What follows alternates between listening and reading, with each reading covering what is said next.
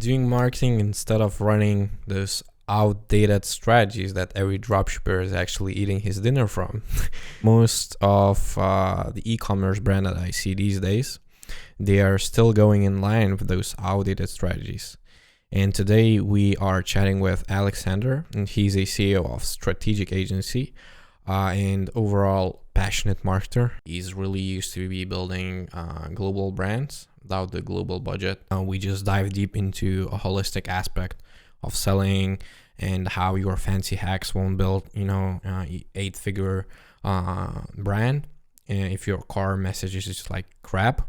We also covering some specific details about research, best ways to show off your product, and what to do once you got that figured out. But before we start, don't forget to check out our latest article/value bomb, where we are actually sharing our step-by-step process on how we are going to run marketing in all the aspects for this Q4, and most importantly for this Black Friday, Cyber Monday, and Christmas shopping periods.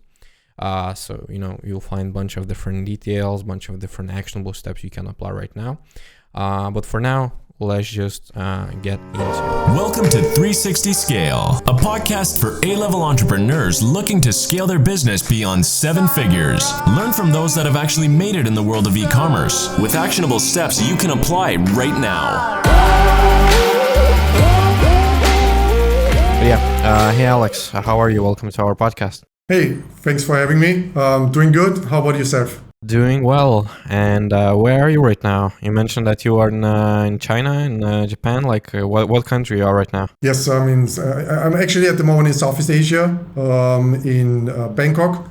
But traveling around the world at the moment. Yeah, living that digital nomad life, right? No, I wouldn't call it the digital nomad, because the digital nomad in my mindset is like the backpacker with a laptop who chills at the beach. I actually have offices in the places that I work from. And I never stay there for like a week or two. I just go to different places depending on either clients, meetings, or production level.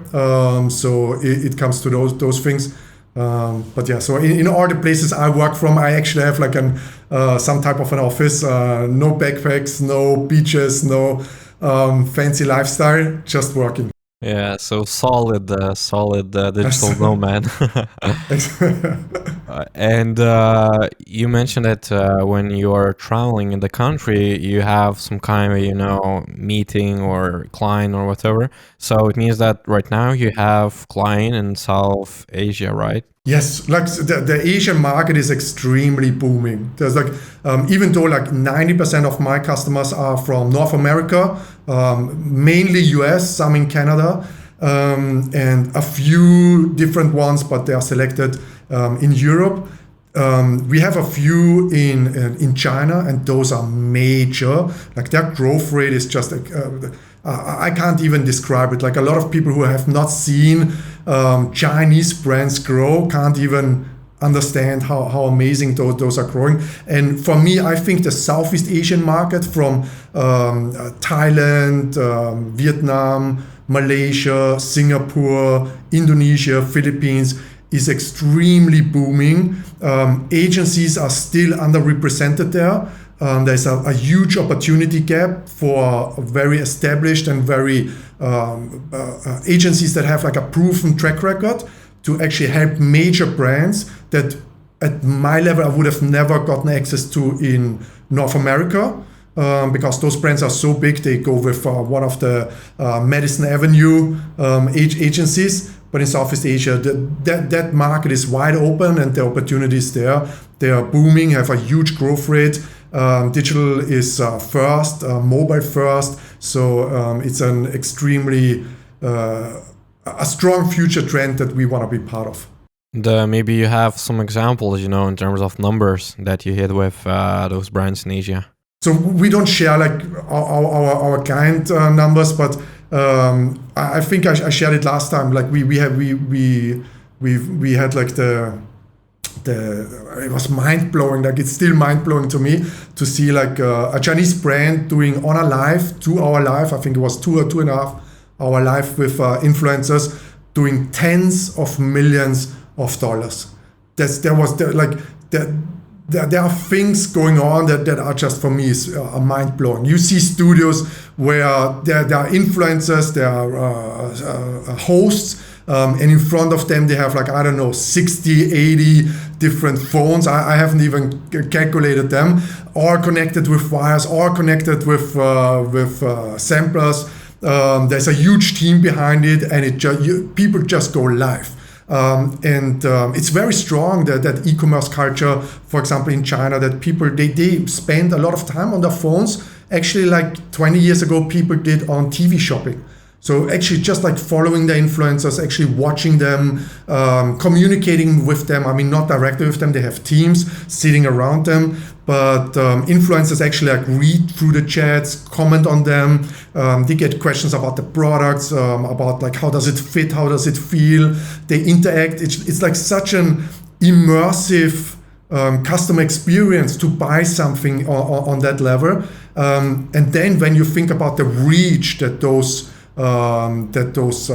live shopping events have, they are massive, and they are really reaching maybe tens of millions, maybe hundreds of millions, but for sure tens of millions of people.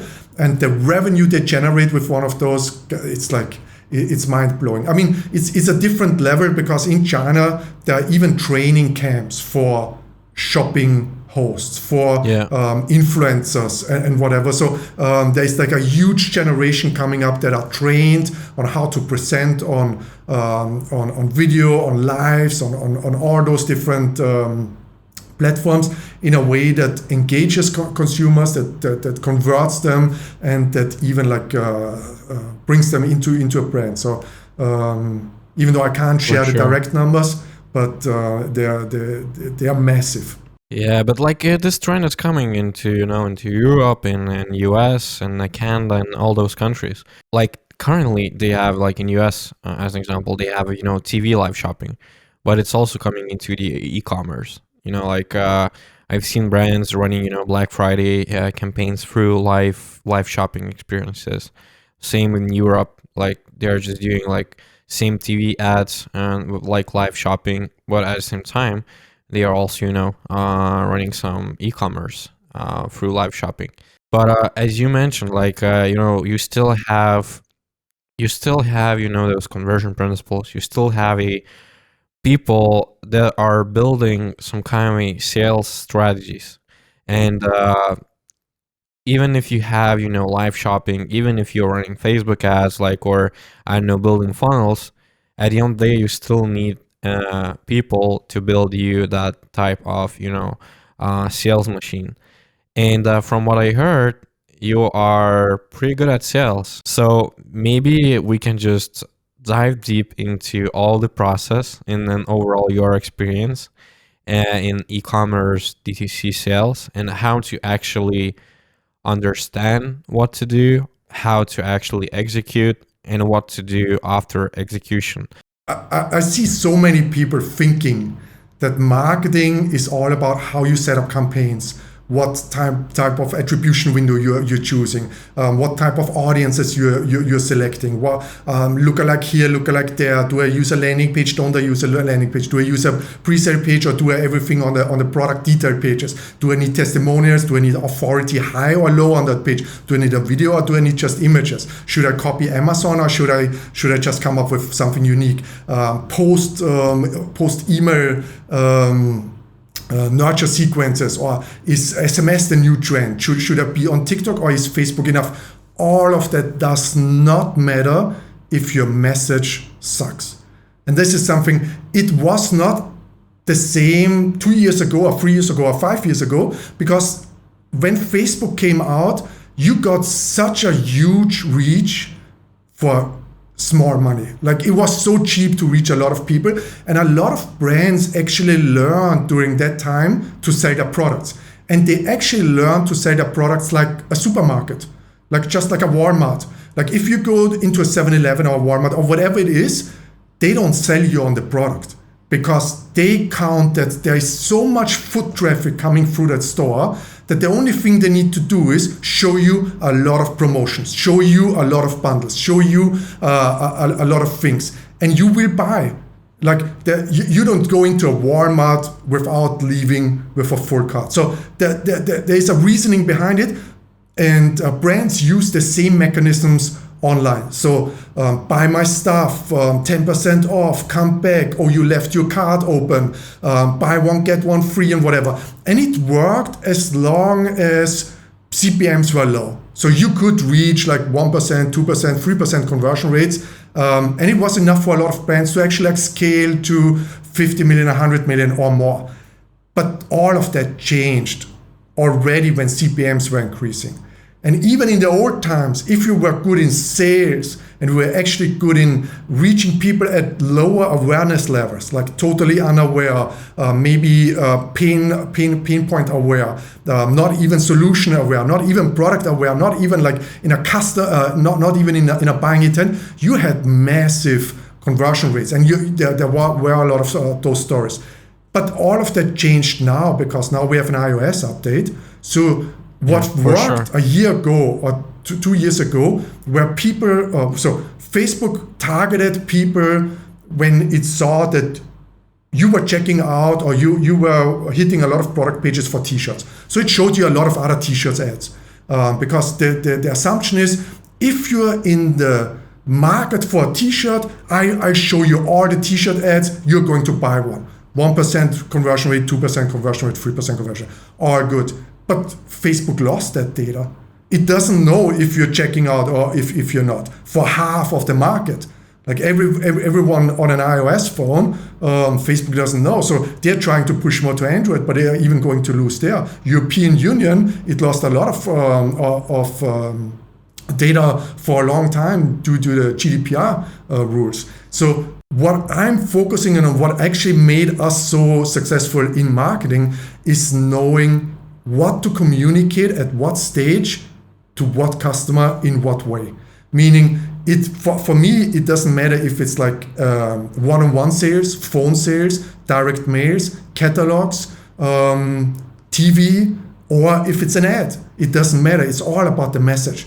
It's all about finding a way to hook someone in a way that makes them spend some time and want to check out what you have to say, not what you're selling. Just being open to listen to you. Okay, so what you're trying to sell me in a nice and generous way, because a lot of brands got comments. Thanks for shitting on my feed with your ad. I returned the favor.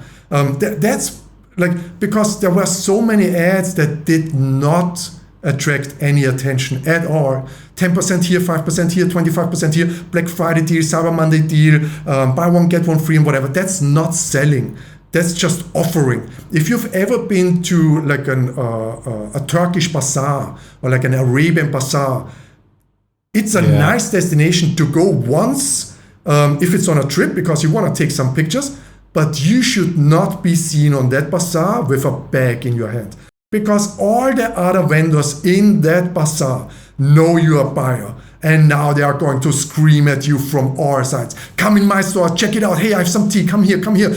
It's a horrible experience. You don't want to go through that because they're pulling left and right. And brands did the same on Facebook with their ads. You had to be scrolling for like really fast because otherwise like that brand is screaming 10%, that's 5%, that's here, another t-shirt. Hey guys, I just bought a t-shirt. I don't need another but it kept on pushing. Now from the other side, if you create a funnel, like actually like a sales pitch from an ad to a landing page, to an email, to a shop, to whatever it is that actually makes someone listen, that actually shares something that educates them. Something new about shoes. Like, did you know that 90% of all shoes cause issues with your heels? That's just made up, but just saying. Did you know blah, blah, blah. If you are someone who has pain, who has issues with shoes, who has issues with the heel, now you're listening. Because I'm going to educate you on something that's new to you.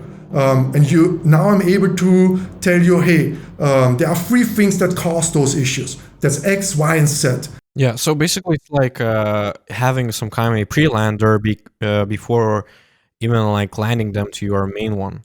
Pretty popular strategy these days. You just, write an tutorial, or you write, if you create a quiz or some kind of, pre-lander that you land people to that type of landing page, and then from there they move on if they are interested in your product. So you mean that type of strategy, right? For e-commerce DTC brand. That's just the technical side of it. Like how you're going to, you could be an advertorial, it could be a pre-lander, it could be a lead generation, and then I do the whole sales pitch with email, or it could be a lead generation and capturing your phone number, and I do all the nurturing with SMS. It could be just everything on Facebook. It could be that you are in a very strategic way post on your page, on your Instagram profile, all those things in a way that shares insights, educational content, sales pitches, testimonials, authority posts, and personal things behind the scenes. So you're already getting sold on the Facebook page. You don't even need a shop.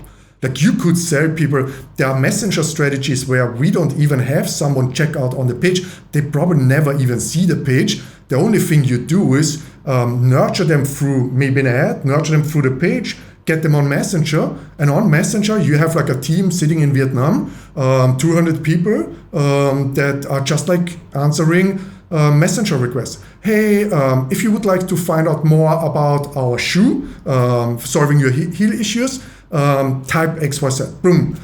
Hey, Aistis, how you doing? What questions can I answer for you today? And then they're going to you can just like close people with Messenger on an e-commerce brand on scale. So the mechanisms behind it, it doesn't matter. Like I recruited probably a few thousand people into sales in my first 15 years of career. They all knew the strategy. They all knew that to sell something, you need an appointment, you need a presentation, you should ask some questions, you should do a proper presentation, you should do a price discussion, whatever. Like all of them know that the structure. So it doesn't matter if it's an ad, a pre-lander, an advertorial, a product page, or whatever.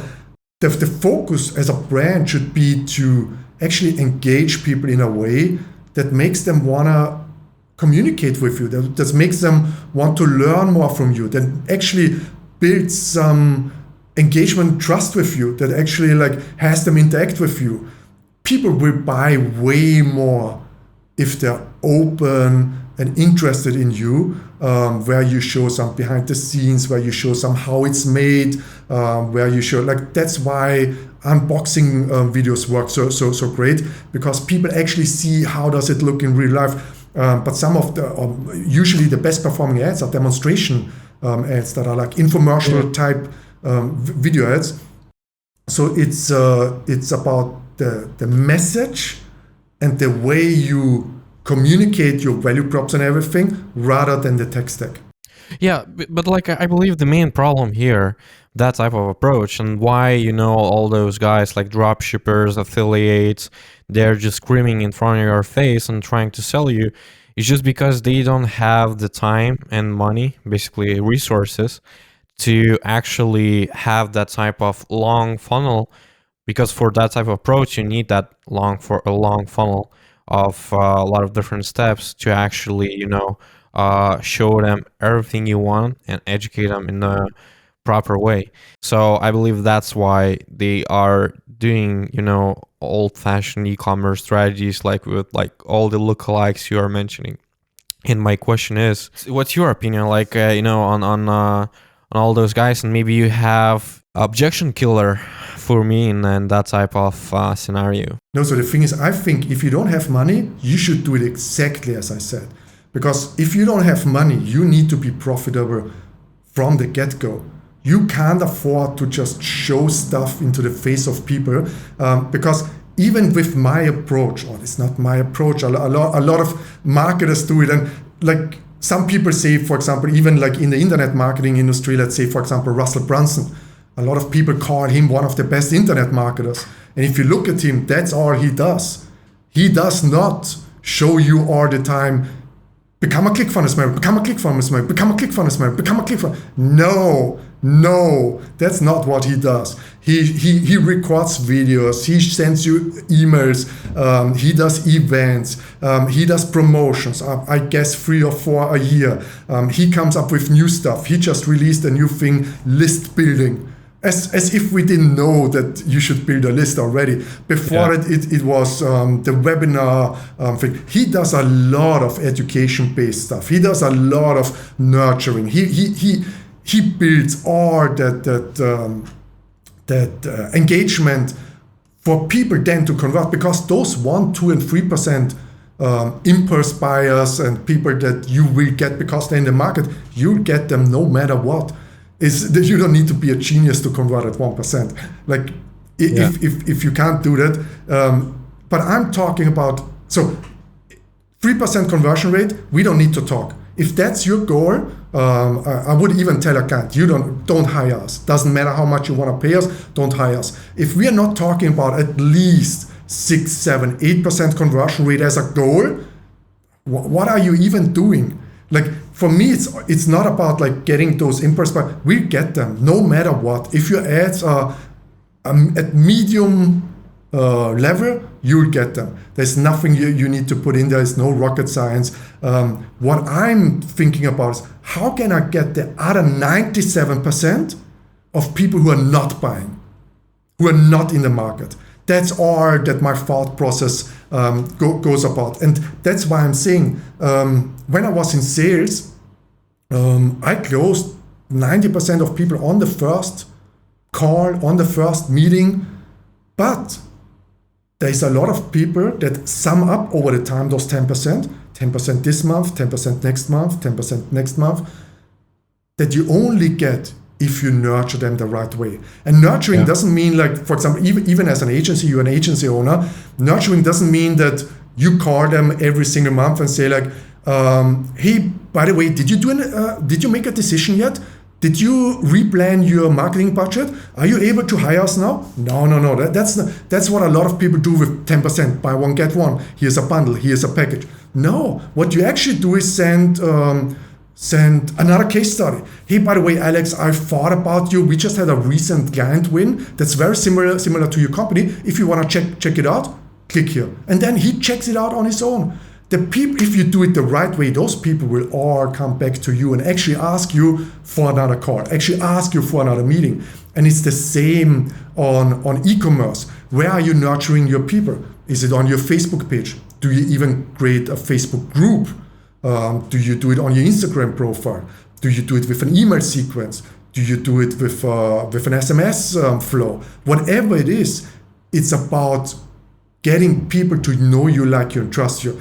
And if we are talking about those dropshippers and whatever, I mean, their goal was very different. Their goal was to find a trending product that was easily demonstratable. So the value prop must have been very easily demonstratable, and very eye-catching. So you can create a very nice video ad. And it only worked if CPMs were acceptable. That's why after the US was milked, everyone went to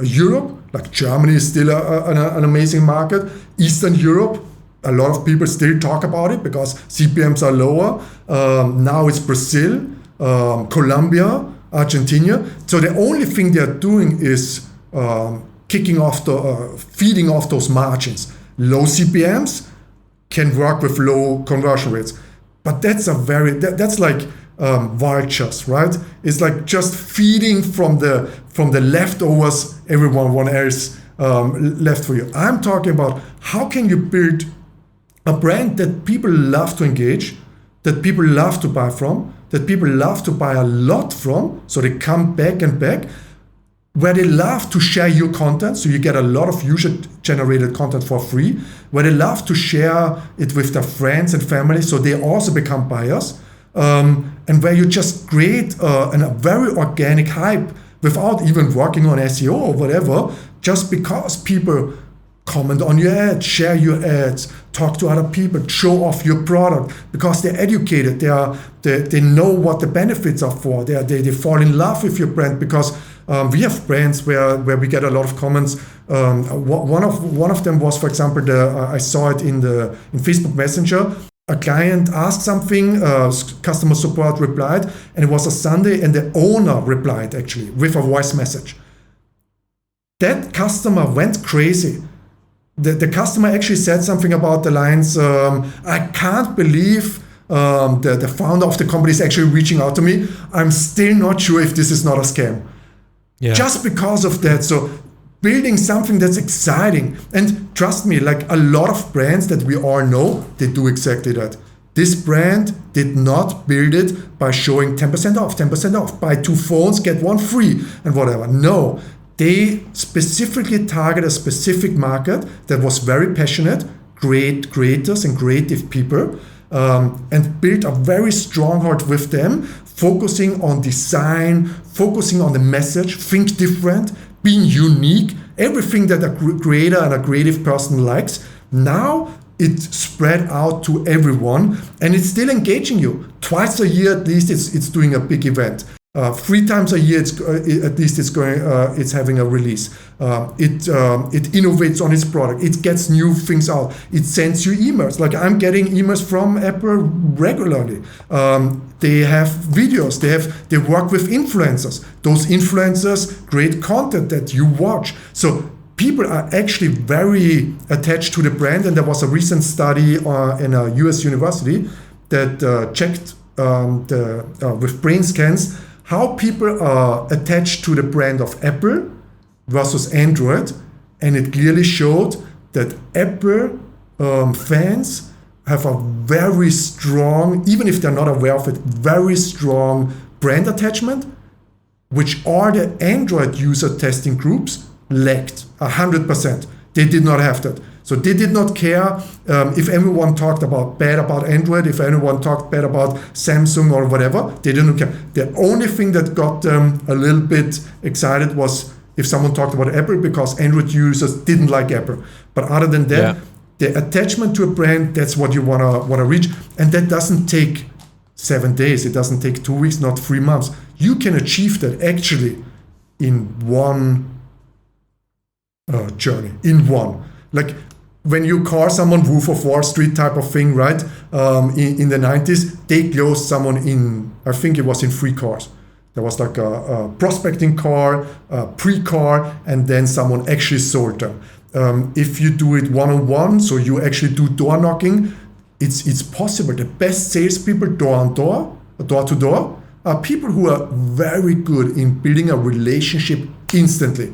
They're very good in sharing their story, in getting your attention, in all of that. And there's even this black guy, I forgot his name, Kenny something, that the video says, best door-to-door salesman in the world. Man, he structured his pitch in a way that makes you fall in love with him within a minute. And that's why he's the best one. He doesn't come to your door and says, hey, buy this one, I give you another one. No. He engages you, he makes you laugh, he everything he does is in a strategic way, and that's what I'm talking about. It's in a strategic way that you can replicate easily on an ad, on a landing page, on a product page, on a shop. So that was a long. For sure. But let's just make it in this way. What is your favorite niche in the e-commerce? Female buyers, I'm sorry, that's not gender discrimination against men, but women buy more than men. That's just a thing. They also share more. They're also way more engaged. So usually you get way more comments from women than you get from men. I personally like everything that has a big market with women. So that can be baby parents nursing. That can be jewelry, but everything handmade artistic jewelry, and beauty. Beauty goes good. Especially if you go into anti-aging, if you get into all of those niches that have like a big pain point. Nobody wants to age, nobody wants to have wrinkles, nobody wants this and that. Everyone wants to look good. That's why filters became so popular. That's why Instagram grew so extreme. Those are the markets that I think it's easier to create that type of hype that I'm talking about than it is with, I don't know, car oil or whatever. Mhm.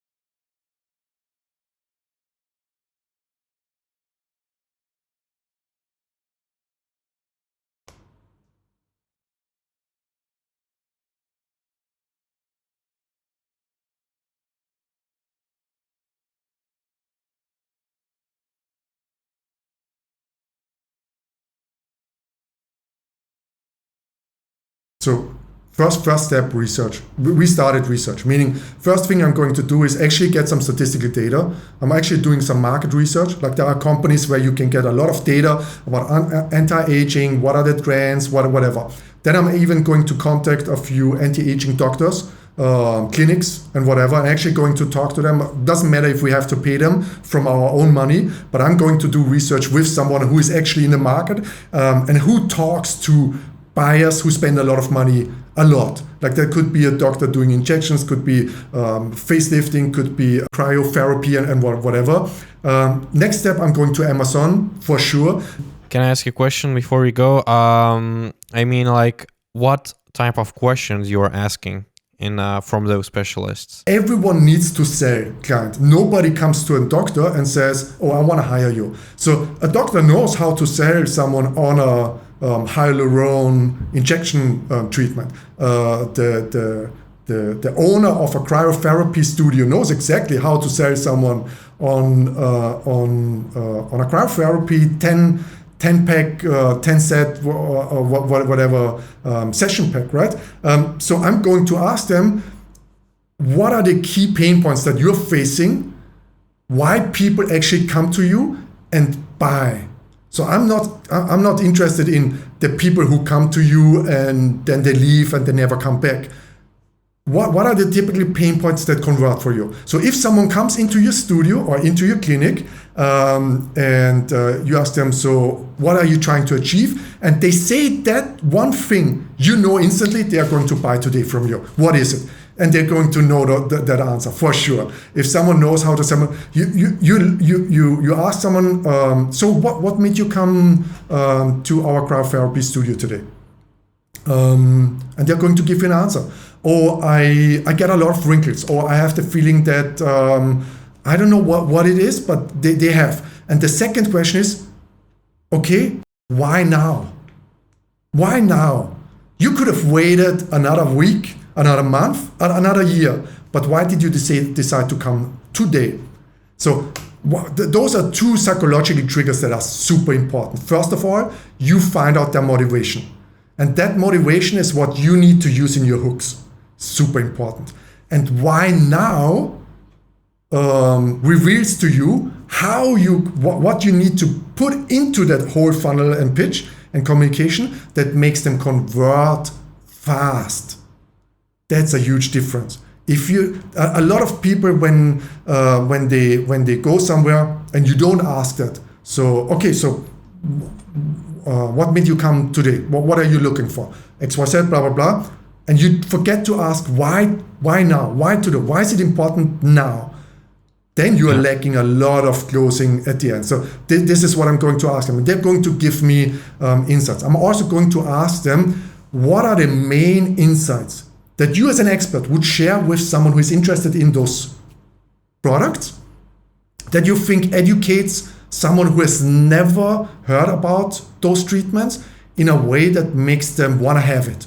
There is something, like for example, cryotherapy, you need to educate me. Not like a teacher, but in a very smart way to tell me why cryotherapy is better than going to a chiropractor, going to this and that, doing that, whatever it is. There are other options. And consumers have options. That's what a lot of brands forget. And you need to know how to throw stones at the other options.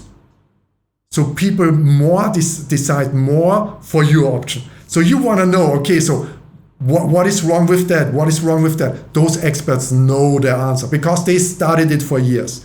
So they know exactly why you shouldn't use the chiropractor and use this, because chiropractor is more higher risk. The injections are more invasive.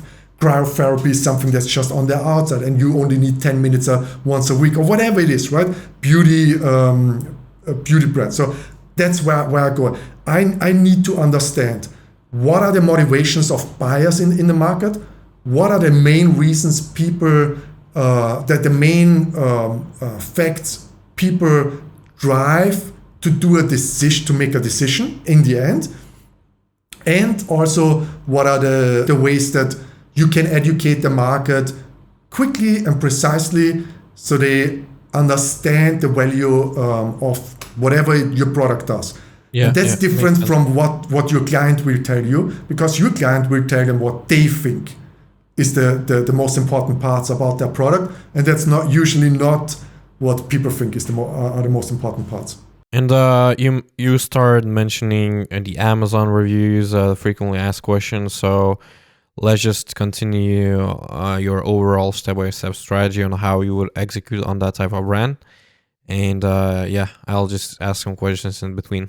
So the next thing we go to Amazon, search for all the other competitors and products, and go into the review section and filter by 1-star reviews. We want to know not what people have against that brand, but why people bought something and weren't impressed. What is it that, so what that means is that's people who bought a product because they wanted it, but they weren't satisfied. So if you can solve in a communicative way or in a product innovation way, whatever people didn't like about other products, that's perfect. They're going to buy more from you. So we are going to go through all those reviews. We are going to list them. We are going to build some hooks out of it. It's a typical thing. How to benefit without pain point, right? How to look 10 years younger without putting chemicals on your skin.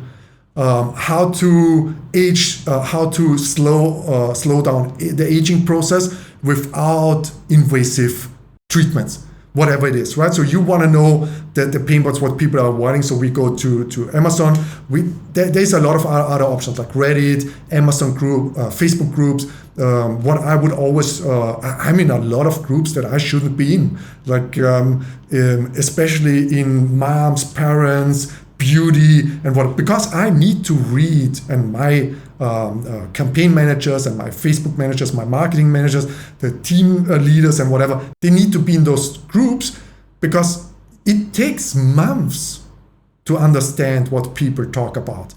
You're not going to understand it by quickly going in there within 3 days, analyzing everything, and you understand the market. No, be in there and see what people are engaging. What gets the most likes? What gets the most engagement? What are the most controversial things people say that get a lot of heat? And if you see those, you can use all of that in your marketing, on your ads, on your landing pages, whatever it is. So you're already triggering very strong psychological emotions because you know how the brain of the consumer works, and you know in their words, which is called voice of consumer, right? In their words, how they would describe it. And you're basically just feeding back to them what they already said. And if you do that, conversion rates go up. So research, everything is collected. Yeah. Now we need to think about how can we demonstrate. That's super important. Demonstrate the benefits of your product and the problems and issues and pain points with the other products. How can we show it? Like in a way that makes someone understand it. And that's super important. And one of those things, for example, is, I think it was in Wolf of Wall Street, sell me that pen, right? And it's not about talking now. The answer to that is actually asking questions. There was like a test. You would have known that a weak salesperson would have started talking now. That's not the thing. Sell me that pen, start somewhere else. Could be, for example, hey, I have a $1,000 check here. Could you sign it for me? So it's yours. Oh, I don't have a pen. Awesome. I have one here. It's just $100. That's how you actually, you frame a situation where someone needs your product, and then you get it there. So demonstration, how can we demonstrate the product? What do we need to show? What are the pain points? How can we show them? And now, once you have all of that assembled, you usually go into production. So you go into video creation, image creation, and whatever. And while all of that is done, you're testing those hooks. Meaning, you just use a blank ad, just a color, whatever the color is, it doesn't matter. And you're actually just writing hooks on it. And you run those as an ad. I wish there was a way to quickly and easily slow down aging that actually works. Awesome. That's one ad, right? I wish there was a way, I wish there was a beauty product that actually works and delivers on what it promises. Awesome. Second ad. I wish there was a way to whatever. So you're running a few hooks and you're running them as a click ad, like just like a traffic ad. And you're running them for $5 each. So you set up some rules, $5 each, could be $2, whatever you want to spend. $5 each, you use 25 hooks, and you just run. It's $125 spent, and you will see which ones get the most engagement. Just from that. You don't need a purchase, conversion, whatever other goal. The only thing you want to see is what are people clicking on. Because if people click on it and you use that hook on your landing page, you use that hook on your pre-sale page, people still click on it. So you're actually just like seeing, okay, which hooks are actually performing, which aren't at all. And those are usually a very big surprise. In the meantime, your video creatives, your image ads, everything became reality. So you have it. And now you start building pre-sale pages. Those pre-sale pages, I think, is the most important part. You should not run ads directly to a product page. You should not. Like if it's a fashion brand, like, selling, some kind of a fast fashion, leggings for $20, I'm not sure if you need that type of stuff. But for anti-aging product, it's definitely a must thing to have.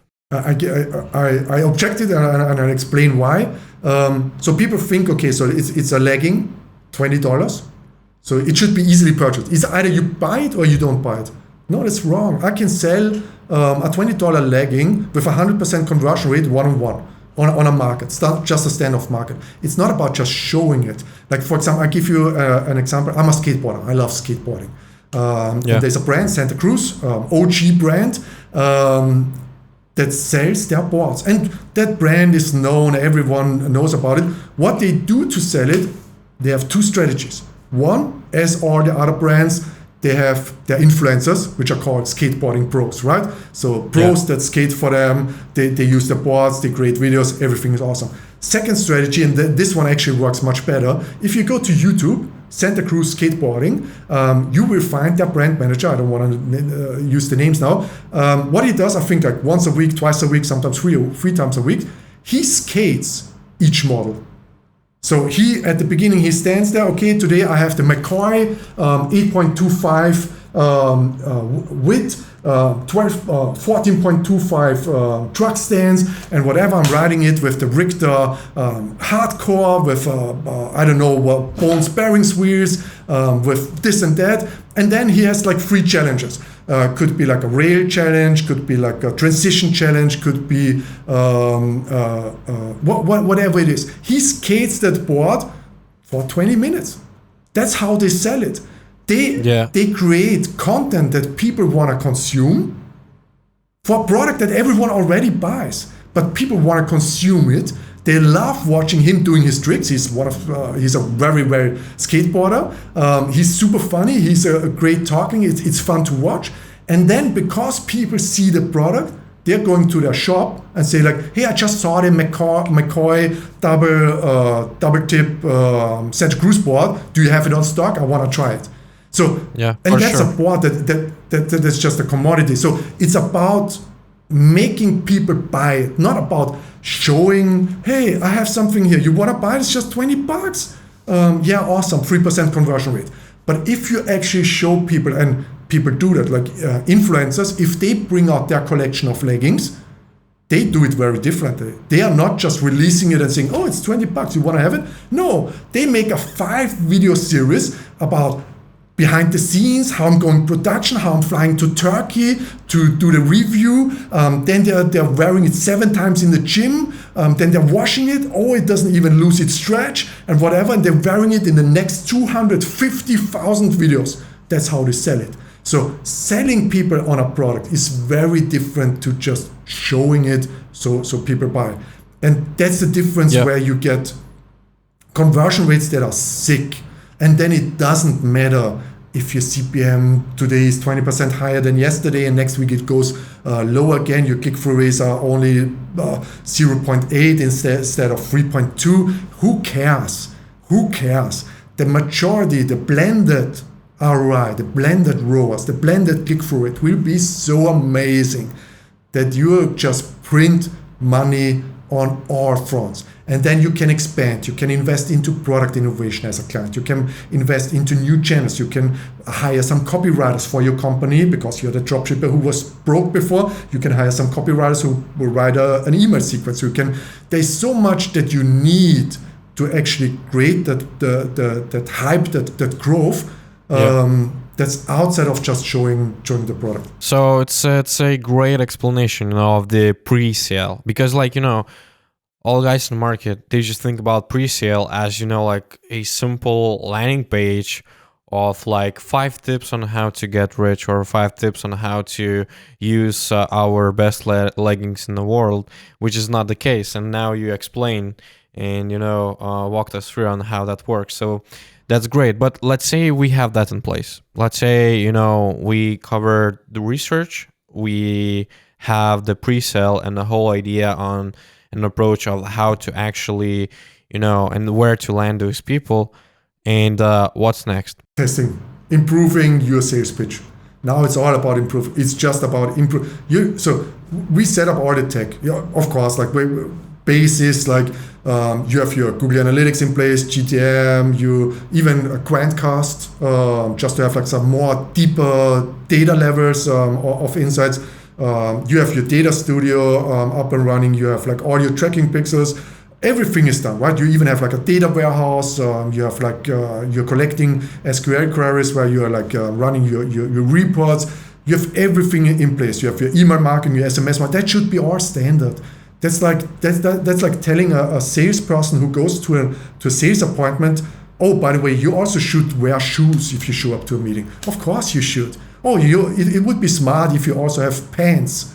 Oh, awesome. No, I'm going there in my undies. No, of course you should have email, SMS, lead capture, all of that, because not everyone will buy. So you will do some lead capture, who you nurture. You should have your all of those things. You should create every content piece to be distributed about Facebook, Instagram, Snapchat, TikTok, Pinterest, YouTube, whatever it is. And there's a lot of tools which do that for you. And there's a lot of people that you can easily find on Upwork and Fiverr who edit those content pieces that you're creating into a match for each of those platforms, because a TikTok content should look different than a Snapchat, and Pinterest looks different than on YouTube. But you can easily just like hire someone to do all of that. But now it's just about testing and finding out how can you sell people better. And it's the same, and that's why I always say it, it's the same in a one-on-one conversation. Your first 100 sales pitches will not result in a 50% conversion rate. It's just not happening. So you need another 500 to get from, let's say, 25% conversion rate to 30% conversion rate. And then you need another 1,000. And then you need another 1,000, and you need another 1,000. So the only thing you're doing all the time is testing. And that's why pre-sale pages are so important, because you're not going to do a lot of A/B tests on your Shopify product pages. It's a pain in the ass to set up an A/B test and quickly measure different headlines. Quickly measure, should I have like the reviews and testimonials right above the fold, or is it enough if I have it underneath it? Should I have like a discounted price, or is it like just like a straight through price? Should I have 6 images and 1 video, or should I have 3 images and 1 graph? There's a lot that goes in. Should I have all images with a white background, or can I also have some lifestyle images in there? What converts better? Like all of those different headlines, different descriptions, different bullet points, different authority sections. Does a page convert better if it has 7 sections, like the 9 Ps, or does it convert better if it's just like 3 sections? Hero section, bullet points, and testimonials. Whatever it is, now you need to improve that. You also need to help the client or your account to work on your social engagement. We train our clients on how to actually communicate on those Facebook posts, on how to actually communicate with people on their comments. There is a strategic way around it for people to comment more, for people to engage with it. And everyone who thinks that someone sees an ad, clicks on it, lands on a page and buys, and that's your whole funnel, mind-blowing. No, that's not what happens. And you can easily test and prove that. Just check link click-through rate versus click-through rate. Link click-through rate, let's say you are at 1%, click-through rate 4.5. So 450% more people clicked through to your profile and actually wanted to see who are you, who is trying to sell me those leggings, who is trying to sell me that beauty content. And they actually are quickly, while the ad is still open, they're quickly scrolling through and watching your content. And they even click on I don't know, review section. They maybe click on who is behind it. So what happens if you now strategically always have a behind the scenes, a founder story video, a testimonial, a review, and a viral meaning something that's very passionate, but it's not related to your product, but it's passionate for people who buy it. If you have that, what's happening? 450% more people click through to your page, see like, oh my God, oh, there's a behind the scenes, oh, there's the founder, oh, there's a review, oh, there's a testimonial, oh, there's a lifestyle video, oh, there's even a viral, oh, I like this brand, goes back to the ad, clicks on it, buys. So you need to test what can we add here, and for testing, for example, headlines and whatever, angles, the best testing happens organic first. So you post it on your Instagram profile, on your Facebook profile, on your TikTok, wherever it is, and organically test, okay, a new hook. Could be, for example, I share this story a lot for this parenting company. We had huge success. We 20x that company this year alone. Yep. 20x. We have amazing angles. But actually one of the founders came up with a new angle. I don't know how, just for fun. And it's the angle is more about boss moms, like being a boss, right? Working boss moms. She posted it on we have a strategy where we do not do hidden ads. Everything we run comes from the page because we want to have all the engagement, all the comments and everything that we pay for with paid campaigns be evergreen on the page. So she posted, I see it and I'm thinking, oh, that's smart. So we tested like everything else we tested. This thing goes sky high, 6.4% click-through rate. We have, I think, it's really between 7 or 8% conversion rate, cold audience to buyers. Nuts. Yeah. So what are we doing? It came from an organic post. It showed that it already engaged with a lot of moms. So it already has a lot of organic engagement on it. We take it, we run it in campaigns. We test it with some more budget. It proves to work really well. So now what's happened next? Creating more content, creating more videos, creating more things, creating a pre-sale page quickly that is directed only to working moms, because that's different visuals. So you should have like a headline that's targeted exactly at that. You should have images that show people in the office. So if you would do the same on a Shopify shop, so you wouldn't do that. You would not duplicate a product page and change. The only thing you change is the angle. You wouldn't do that. Pre-sale page, easy. You just duplicate it. So someone on my team writes a new angle. My graphic design team adds some visuals, and now we test it. And suddenly from 7 to 8% conversion rate, it increases to 9.2%, just because you added to that ad a landing experience. So it doesn't matter page, advertorial, a landing experience that matches why I clicked in the first place. Now I go through it, it pre-frames you. It's all about pre-framing your perception. What is this brand about? What is this product about? Why should I buy it? And now from that pre-sale page, you go to the product page and hopefully convert. But trust me when I say you convert higher if you're pre-framed than if you're not. And Robert Cialdini, with his book, I forgot the name of it, he even studied it, how pre-framing can help you be more persuasive. 100% no-brainer. For sure. And I believe I heard after our podcast with David, as we talked, and he mentioned, the main key to scale a brand, let's say from one level, which is let's say 300K monthly revenue, to another level, which is let's say 2 million monthly revenue. It's just 10x you are testing, and just spot those main needle movers and test them 10x more than you have tested today or last month. And that's that's really true. But anyways, Alex, what do you think is going to be, let's pick your top 3 e-commerce trends, upcoming trends, upcoming 3-4 years moving forward.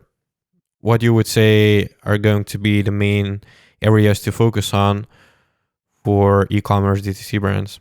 So the biggest brand, the biggest trend, number 1 equals nearly number 2, is brands need to be approachable, and you need to build community on platforms. Because of the loss of tracking that happens through a tracking break, if you switch platforms, like you go from Facebook to a landing page or whatever it is, all those big brands from Google to YouTube to Facebook to TikTok, what they're working on, and you can see that already. For example, TikTok just released shopping experience on TikTok.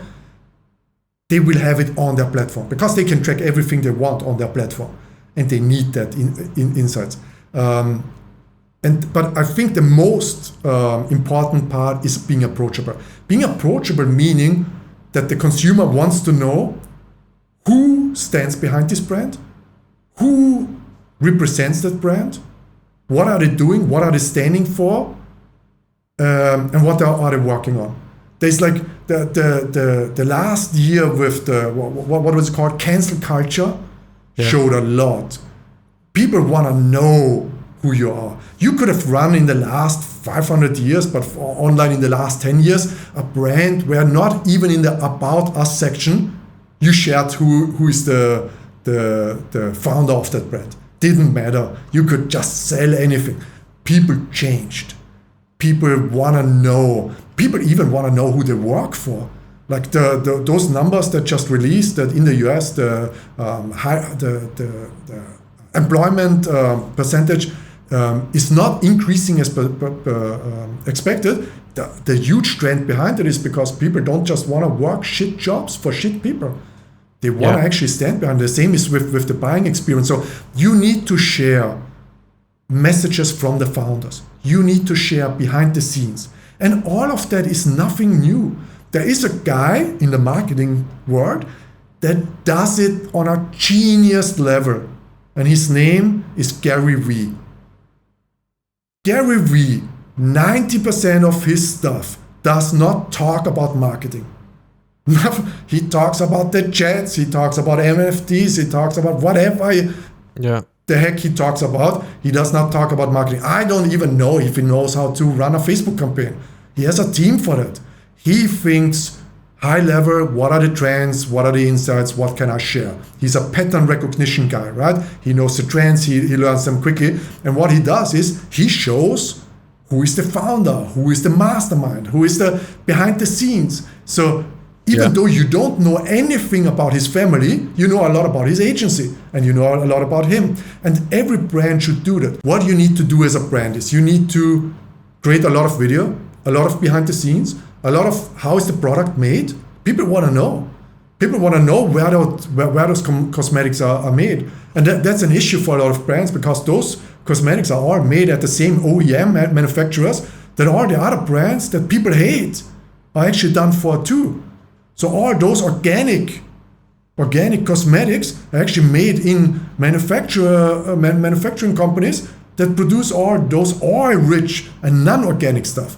People want to know what's your brand standing for. You need to communicate on your pages, on your profiles and whatever. That's approachable. And the second thing is community. You need to build a strong community around your product. It is much easier to have a 6, 8, 10, 12, 15% conversion rate if someone who enters your world for the first time is welcomed by a huge community of other people. You don't even need to have like a huge support team because someone posts a question about your anti-aging cream in that community and 10 other customers tell them, oh yeah, I had the same issue. I was thinking the same thing and here's my answer. The only thing you need to do as a brand is say, oh yeah, that's right. That's what Alex said. Awesome. Thanks, Alex, for sharing. You are our hero, blah, blah, blah. Then there are some people who share a lot. You can even reach out and say, hey, are you interested in working for us? Are you currently looking for a part-time job or whatever? People who are so engaged for your brand already, they are going to do magic if they are your community manager. They're doing to magic if they're your support agent. So even your hiring process comes from the community. Yeah. And the third one is lives. 100%. I'm 100% sure that I don't know how strong that's going to be, but in the 80s we had TV shopping, which was a live experience for a lot of things. So you could actually call people with call centers and whatever.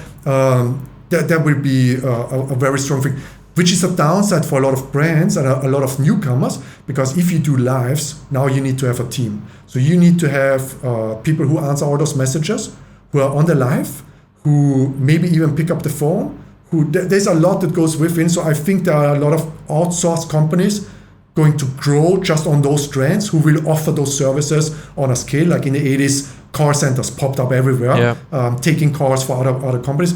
But I think lives will be a huge trend because it integrates video, engagement, community, and approachability. So it integrates all those trends that I'm talking about into one experience.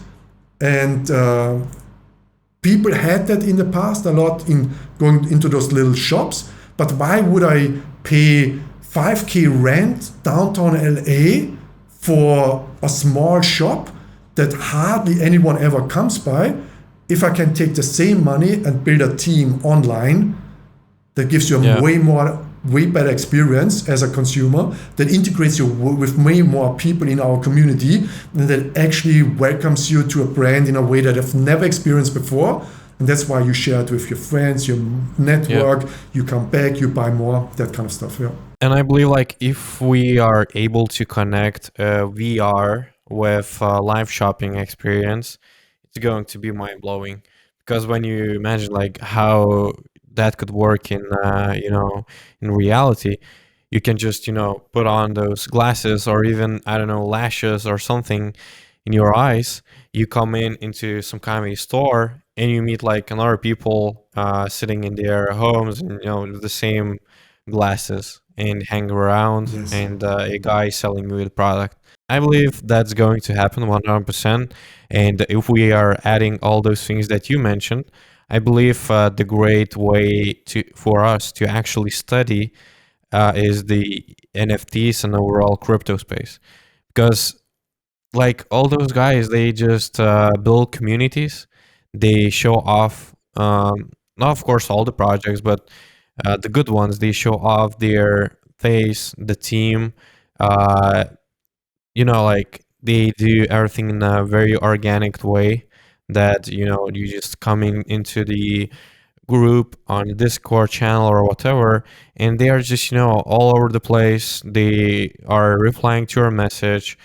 Even if they are CEO or, some high role manager, they are replying your messages. They are hanging around in the same community. And same with the live shopping experience. I believe right now, when you are looking at that technology of the overall NFT and the blockchain, all that, I believe it will connect us in the same way.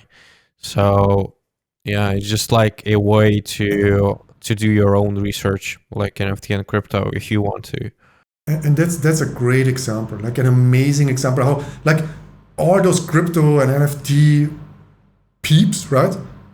They are smart marketers. Yeah. They are really smart marketers. They build a community. They build approachability. They get like, even, and this is what I'm talking about, of all those awareness stages. Even people who have not heard about crypto before or who have not yet understood what it's even about, you can enter that world and get educated, bond with other people, you can ask questions, you get reviews, you get feedback, you can even approach the owner or the founders or the creators of like a crypto token, and they actually talk to you. They even have live events, like in-person events, they have like online events, all of that makes you build trust, know you, like you, all of that, and it makes you, and we all want to be part of a tribe. We lost that, I think, in the 20th century, but we want to be part of a tribe. And there, again, there's like the Dogecoin tribe, right? And people like on the Dogecoin tribe, they are like against the Bitcoin tribe. But it doesn't matter because both are strong tribes. Yeah. And both attract their own communities. And then you engage with them and you stand behind them. And those people even defend those tokens. Meaning, how strong could you have a brand if your consumers, your customers, actually defend your product to other people? And that will happen. Like a lot of products, you can get them cheaper, but let's say your product is more expensive than others and someone comments on that. We had that recently.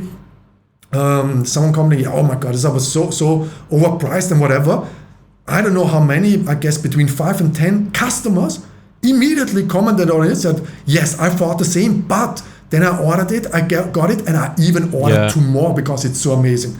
Or there was a guy who commented on a coffee brand where the guy said like, oh, fuck those ads, everything shit, I hate seeing this, everyone tries to scam you, I don't believe on it. And other clients, customers actually replied to him saying, hey, that brand is legit, it tastes amazing, it's you should try it and whatever. 7 comments later, that same person who was very negative answered, okay, then I think I should give it a try, and ordered.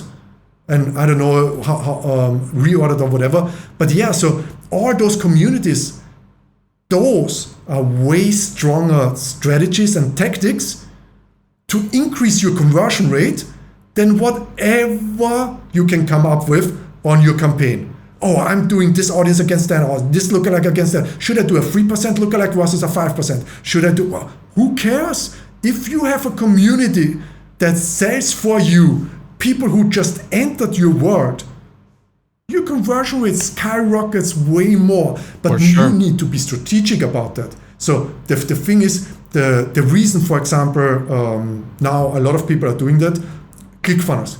One of the smartest moves ClickFunnels did, smart, like genius, is the awards. Why? So they came up and knew that, first of all, internet marketers love awards. Second, the more awards we send to high influencers, like strong influencers in the internet marketing niche, like Garrett White and whoever, right? Frank Kern, the more they will show it, so more people will find out about our brand. And the third one is that you get a lot of exposure, right? And the third one is a lot of people will just join because they want to have one, because they know, as an internet marketer, if you can show 2 Comma Club X award behind you, you're going to sell more. Then Dan Henry, I saw him interview Amanda Holmes from Chat Holmes International. He said, like, after the event where he was invited to speak on Russell Brunson's stage at Funnel Hacking Live, just from that event, he made an extra 2 million. 2 million. Look what happens like with, let's say, CryptoPunks in the NFT space. They just buy the random image for like 400K, for 500K, for 1 mil, just to join that community. And I've seen a lot of different things, like you mentioned, Russell Brunson's rewards. I've seen guys buying Bugatti car just to join the Bugatti club. And that's the key. And that's the overall explanation on that those communities actually work and that you need to be doing those type of things. And now it's, and that's the last thing I said, but now it's a mindset thing, right? Because here's the issue with it. If your brand or your marketing agency thinks it's just a $20 legging, you're not going to build a brand. You're not going to build a community because it's a effing $20 legging.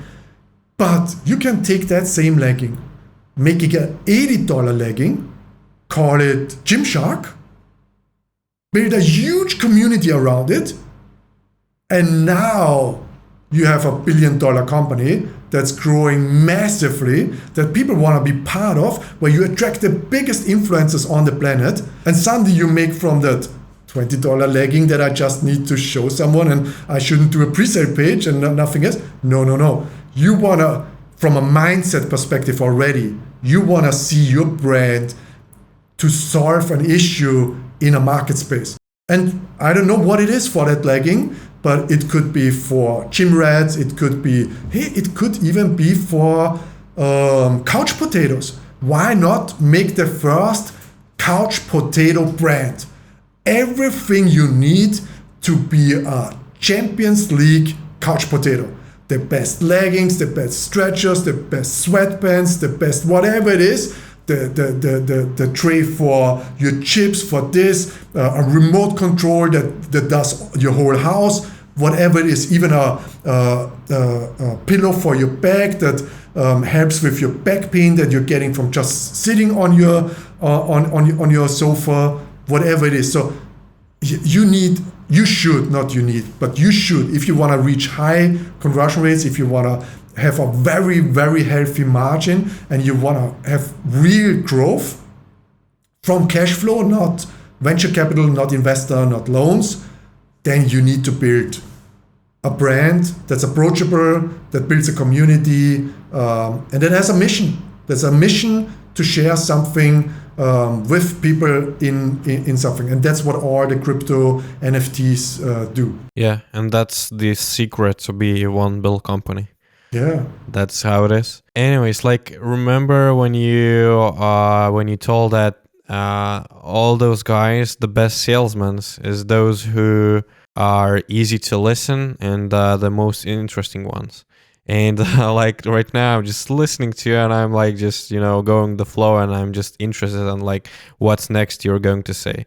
But for listeners, for those who just listen us talking about all those things for more than 1 hour, where they can actually find you, and if they have any questions, where they can just contact you. One thing that I want to say, I think I know even more than 99% of marketers about technical hacks as well. Like I know a lot of tricks and hacks. Like one of the easiest ones, what I don't see a lot of people is even using Facebook post videos on your landing pages, because now you can retarget them as a video viewer, for example, right? So there's a lot of things, text hacks on Google search, GDN, YouTube ads. We run so many. I'm a nerd, right? On Facebook, on Instagram, TikTok. So even if someone has like technical questions, I can dive deep. But as I always say, I think what makes the difference between a marketer and an extremely successful marketer who outperforms every single account is how they are able to sell something. For me, it's very easy. Like either Alexander Ulreich on Facebook, on LinkedIn, or you can go to our website, strategic.com, and just engage and get in touch by email. Strategic, STRAT free, GIC.com. The free is there for a reason. That would be a long story. But yeah, it's one of the models that I think on, that of the three main pillars that everyone needs to actually drive high conversions. And whatever someone feels comfortable. I love engaging with people. Like we met through one of those communities. Like I'm part of someone else's community that I enjoy a lot. They're super smart marketers, super successful agency owners. David shares a lot of insight that even get my brain spinning, that sometimes I'm researching. So we both are part of those communities that we are talking about. And then by organic networking, we get into touch. We already had like a call where we just shared some insights, and I learned stuff from you and got things. And I even talked to my team and said like, oh my God, like they are doing this and that. We should think about same strategic ways. And today I ask you even about your studio. It's genius. It's just genius the way you're doing it. And that's the power of communities, of tribes, of being a brand. Like now, Kandy stands for something for me. Like that's the difference. Before you're just a word. Now you're a face, you're human, you're everything. So everyone who would like to do the same with me, join my community, just reach out, Facebook, Instagram, LinkedIn, wherever someone feels comfortable. Thanks a lot. A lot of different golden nuggets in different areas of business, marketing, sales, and all that. And I hope that we're going to have a chance to speak after the Q4 on like results you achieved and on things and the new things you learned. And thanks a lot for being here. Thank you for having me.